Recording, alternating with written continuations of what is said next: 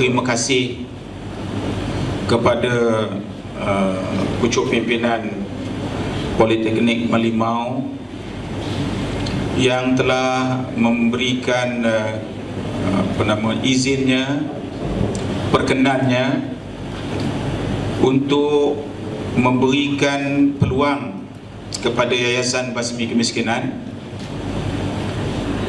bagi sama-sama kita melaksanakan ikhtiar membina anak-anak bangsa negara kita ini supaya memenuhi apa yang disebut oleh Perdana Menteri sebagai mencapai Yayasan 2020 negara maju rakyat berpendapatan tinggi. Kalau misalnya negara maju itu dapat kita capai, tapi rakyat hanya melihat saja negara maju itu, maka ianya tak sempurna, kecuali sekarang ini di value added kan oleh pemerintah dengan memberikan peluang kepada semua mereka yang telah dimuncul, dilahirkan oleh pendidikan negara kita, sama ada dia belajar di luar negara atau dalam negara, beri peluang kepada mereka untuk apa? Untuk menyatukan tenaga mereka supaya membolehkan rakyat dapat digembeling supaya mereka masuk ke suatu arena baru, iaitu ruang-ruang dan peluang untuk mendapat pendapatan yang tinggi. Ini tak ramai orang faham, kerana setengah kita melakukan kerja sekadar menyelesaikan tugasan amanah saja, tetapi tidak memasukkan diri kita sebahagian daripada matlamat perjuangan kepada negara itu tersebut. Jadi melihat kepada meja yang nampaknya memberikan laluan yang cukup mudah kepada YBK dalam kertas kerja yang dibentangkan oleh Encik Muhammad Taliban, kita bagi. Semua orang kenal dia ramah sangat orang ya. Dia ada di sini dan kertas kerja tersebut telah dibentang dan telah dipersetujui. Hasilnya hari ini kita akan menandatangani perjanjian itu. Jadi YBK dah tentu tak boleh dengan bersenang-senang lenang, kerana ini bagi saya ialah peluang. Ini merupakan yang kita katakan projek yang penerokaan pioneer kepada YBK, bekerjasama, diberi peluang untuk bersama-sama dengan apa yang kita sebutkan College Pengajian Tinggi di Merlimau. Dan saya bagi pihak YBK sekali lagi mengucapkan jutaan terima kasih kepada yang bahagia Major Zulkarnain bersama-sama dengan semua pegawai-pegawainya yang sangat dedikasi, dan YBK berjanji akan melakukan apa yang terdaya dan mampu untuk menentukan supaya anak-anak nanti yang keluar daripada kita bukan sahaja ada sijil, tetapi mereka akan memunculkan diri mereka sebagai pahlawan-pahlawan yang bukan memegang tombak, bukan memegang pedang, tapi dalam bidang yang sangat diperlukan oleh zaman ini. Dan ia lahir daripada Merlimau, Melaka ini. Ini yang kita harapkan. Semalam saya dapat berjumpa dengan seorang pegawai yang sedang melaksanakan tugasannya di Sapura Kencana. Dia kata, Datuk dia kata, sekarang ni kita ada pekerja-pekerja di Sapura Kencana ni dalam bidang petroleum ni ya, ada 1,000 lebih. Dan katanya pada tahun depan mereka ini mesti dihantar balik dan diganti dengan rakyat Malaysia. Nampak tu? Kalau tuan-tuan dapat berfikir apa sebenarnya cerita itu dengan kita, tiba-tiba dia bercakap malam tadi dalam satu majlis makan malam anak kawan kahwin, dia bercerita pasal itu. Sedangkan saya teringat hari ini saya nak menandatangani perkara yang diperlukan oleh Cik Moha tu, Datuk Moha disebut. Dan dia minta saya datang ke pejabatnya untuk berbincang lanjut berkait, bila saya sebutkan, saya pun besok nak dengan dia kata tolong datang ke pejabat saya untuk kita berbincang lanjut lagi hal-hal yang macam ni. Nampak? Kalau Allah nak menolong, insya-Allah segala-galanya akan jadi mudah. Ini yang saya sebutkan tadi. Semoga gerak kerja kita ini di dalam landasan yang betul dan direstui oleh Allah Subhanahu Wa Taala. Yayasan Basmi Kemiskinan ini adalah sebuah yayasan yang ditubuhkan pada tahun 1990. Tahun depan kita nak menyambut Jubli Perak. Gerak kerja yang kita buat ialah membasmi kemiskinan. Kerja membasmi kemiskinan. Terlalu besar nama kerja tu dan terlalu berani menyebutnya. Kerana kemiskinan ini mengikut semua orang lah, semua orang-orang berilmu mengatakan tak boleh dihilangkan, tak dapat nak dihilangkan. Tapi itulah nama yayasan yang ditugaskan saya sebagai pengurusi pada tahun 1990. Nak membasmi kemiskinan, yang membasmi itu mesti kaya dulu. Itu yang pertama sekali. Tidak macam mana nak membasmi kemiskinan kalau dia pun miskin sama. Dia pun minta sedekah kat orang. Nak minta apa ni? Saya minta sedekah lah, pasal apa? Nak membasmi kemiskinan. Malulah, apa namanya ni? Jadi itulah kerja yang dibuat oleh Yayasan Basmi Kemiskinan ni. Jadi pada peringkat awalnya kita ingatkan mudah saja. Jumpa rumah miskin hari ni, esok kita datang rubuhkan rumah tu. Lusa papan sayung. Masa itu papan sayung, agaknya orang lama-lama tahulah papan sayung. Sekarang papan pun dia tak kenal. Ya tidak? Kita bangunkan terus bangunan tu, dalam masa 2 hari siap. Serahkan kunci. Berkompang-kompang orang kampung tu. Ya? Siap. Kita ingat selesai dah masalah. Pasal rumah dia bocor, sekarang rumah dia dah elok. Kita anggap bila kita dah buat rumah, selesai kerja membasmi kemiskinan. Rupa tidak. Tak lagi. Pendapatannya pula tak ada. Kita ikhtiarkan pula bagaimana nak menyusun supaya mereka ada pendapatan tambahan. Isterinya terutama dapat pendapatan tambahan. Kita buat ikhtiar-ikhtiar. Saya bawa orang-orang menteri-menteri kita melawat. Dia menyulut poket tu nak bagi duit kawan tu. Kita tangkap tangannya kerana tak lalu menengok macam tu. Satu, di situlah makan, di situlah tidur, di situlah anak beranak. Kita pun heran macam mana kehidupan mereka tersebut. Dan anaknya ini tak pernah dapat peluang untuk tuition ke, jauh sekali. Baru agaknya nak baca buku, mak dia kata pergi ambil kayu, boy adik, pergi tengok bubu. Macam-macam lah kerja anak ni. Memang tak ada peluang langsung seperti orang lain. Jadi kita buat pula ke asrama, letakkan anaknya di asrama. Yang tak muat asrama, buat pula tuition di perkampungan mereka. Kerja-kerja ini kita buat. Akhirnya selepas 1000 unit rumah kita dapat berikan percuma, selepas kita beri skill kepada isteri dan sebagainya, selepas itu kita dapat nampak bahawa pelajaran inilah rupanya yang akan membasmi kemiskinan itu. Tak ada jalan singkat. Rupanya pembasmian kemiskinan dalam pendidikan ni bukannya RM10 atau RM100, cukup mahal. Kita ambil anak tingkatan 1 sampai tingkatan 5, belanja makan, minum, pakaian, macam-macam yuran dan sebagainya itu lebih kurang RM40,000 satu kepala. Daripada tingkatan 1 sampai tingkatan 5, 200 orang ada sepanjang tahun. Sudah pun masuk ke tahun yang ke-20 tahun di asrama kita.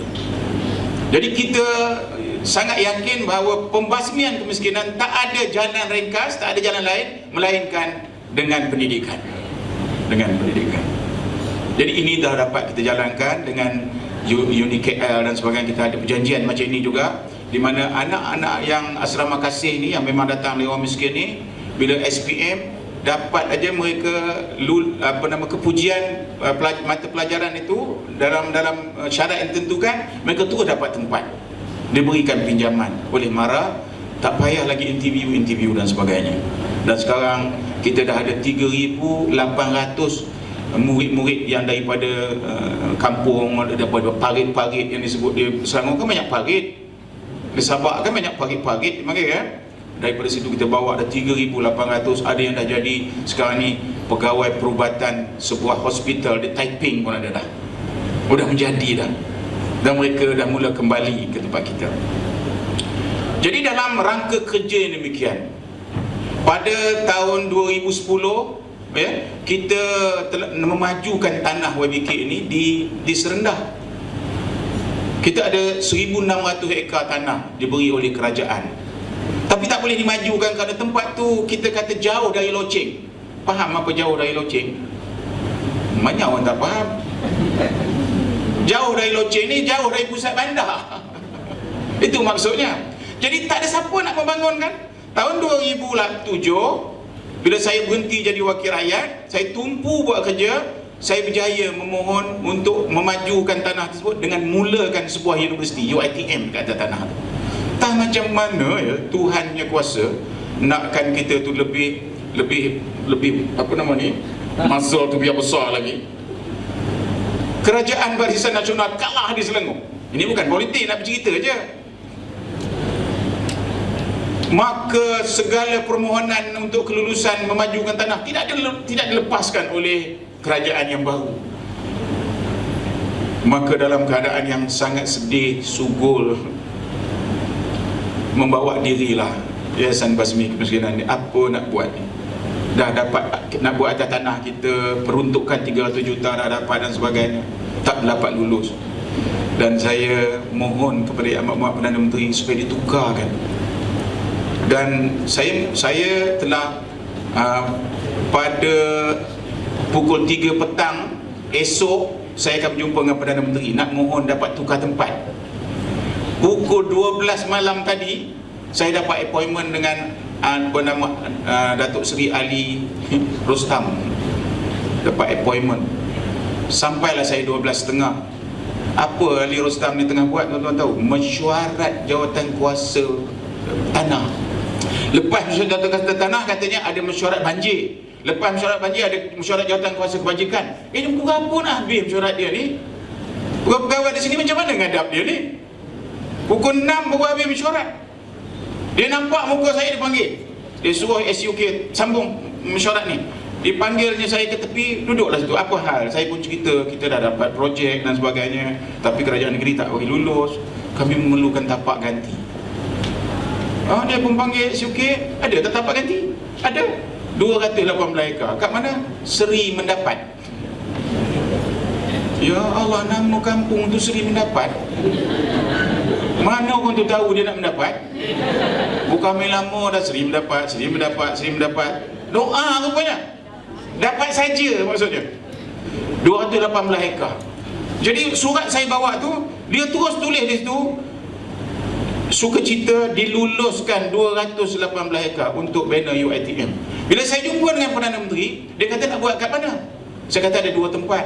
Satu, saya pergi Negeri Sembilan. Dia kata 2 bulan lagi baru dapat dia punya plan lakar tu, buat dah siap.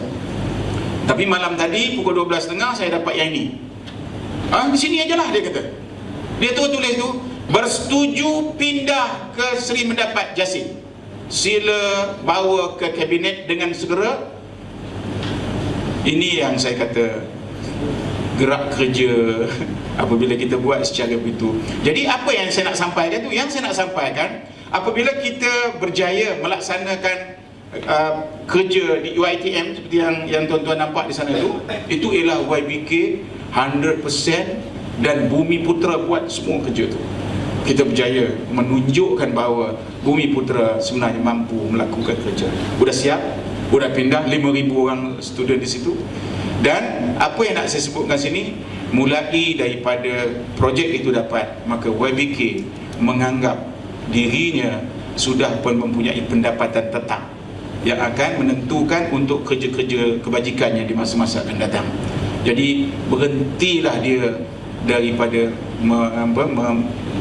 menadah tangan dan merayu-rayu memohon-mohon, insya-Allah. Itulah sedikit sejarah kenapa YBK ni sampai ke Jasin, dan hari ini kenapa dia sampai ke Melimau ni. Macam mana dia sampai ke Melimau ni? Ini semua jodoh dan ketentuan yang telah ditentukan oleh Allah Subhanahu Wa Taala. Tuan-tuan dan puan-puan mati sekalian, hari ini kita membuat suatu lagi langkah baru yang saya sebenarnya langsung tak terfikir bahawa YBK akan memasuki bidang apa yang disebut petroleum, oil and gas. Bidang ini adalah bidang yang sebenarnya bidang yang sangat diminati oleh anak-anak muda sekarang. Dan YBK akan bekerjasama dengan Politeknik Merlimau. Lepas ini Politeknik Merlimau akan menjadi apa yang kita panggil catalyst kepada pembangunan anak muda ini. YBK datang juga dengan kemampuannya kemari bagi menentukan supaya mereka yang keluar dari sini tu adanya yang dipanggil sijil dipanggil kompetensi yang sangat diperlukan oleh negara bagi meletakkan mereka sama tinggi dan duduk sama rendah dengan semua orang-orang yang mahir dalam dunia ini. Ini sebenarnya nak diikhtiar, dia tak mahu jadi sendiri. Jadi oleh kerana itu hari ini pertemuan ini kita pohon kepada Allah Subhanahu Wa Taala pertama sekali agar Allah memberi kesihatan kepada kepada pengarah kanan akademik daripada pengajian politeknik kita ni, ya, yang nampaknya bersungguh benar melihat potensi ini. Keduanya kepada Major Zulkarnain yang telah memudahkan, ya, kerja-kerja yang kita nak buat ni. Dan lepas ini kata orang yang nak ditengok orang ialah Rizal. Hari ini mungkin retoriknya, tetapi rizaknya selepas ini akan menjadi beban tanggungjawab kepada kita menjayakannya.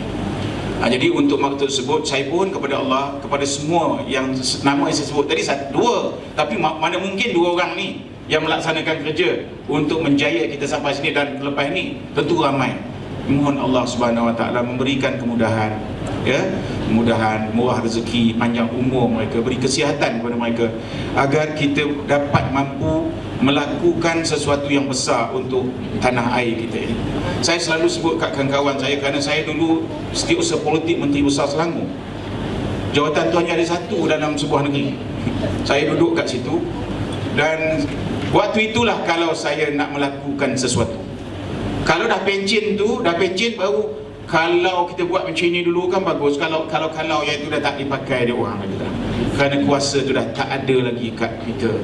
Jadi saya selalu sebut kawan-kawan, kalau nak melakukan sesuatu perubahan di waktu kuasa itu berada di tangan itulah, lakukanlah apa yang kita nak buat. Kerana apa yang kita buat itu adalah merupakan amal soleh kita yang tanpa kita sedar pada waktu kita sangat memerlukan pahala di akhirat nanti, dia datang dalam akaun rahsia daripada malaikat-malaikat ni. Dia datang timbul rupanya akaun itu lebih besar daripada akaun khas yang kita dah tetap ada tu, akaun semayang dan sebagainya. Rupanya akaun itu datang, dia menyebabkan timbangan berat kita bertambah. Jadi bagi maksud tersebut saya minta maaf kerana saya bercakap dalam bidangnya yang lain. Jadi dalam bidang ini sebenarnya dah kita dengar tadi apa yang dicakapkan, dan saya lebih kepada memberikan galakan-galakan kerana di umur 64 tahun ini saya tahu saya sudah mula mengira umur itu berapa lagi baki yang kita pun dah tahu bila. Tak ada panduan apa-apa, tetapi kita ingin melihat supaya umur-umur baki yang ada ni, kuasa-kuasa yang ada baki di tangan kita ni, mari kita jayakan dia supaya menjadi ibadah kepada kita di waktu tak guna sesuatu yang lain nanti. Perdana Menteri menyebutkan KINTA. K itu kreatif, I itu inovatif, N itu nilai, TA itu tambah. Jadi kena ada kreatif, inovatif, dan kita membuat nilai tambah. Tadi disebut oleh Major mengatakan kita memberi nilai-nilai tambah kepada apa yang dah diberi oleh kerajaan, yang ditugaskan oleh kerajaan. Saya rasa kerajaan amat berbangga dengan pegawai-pegawai macam ini yang sentiasa membuat nilai tambah walaupun itu tidak menjadi suatu kerja dia, tetapi itulah sumbangannya kepada apa yang kerajaan beri peluang kepada kita. Diucapkan jutaan terima kasih dengan indahnya sambutan yang diberi, dan saya pohon kepada Allah Subhanahu Wa Taala agar cita-cita kita ini dijayakan seperti mana yang kita sangka. Wabillahi taufiq wa hidayah. Wassalamualaikum warahmatullahi wabarakatuh.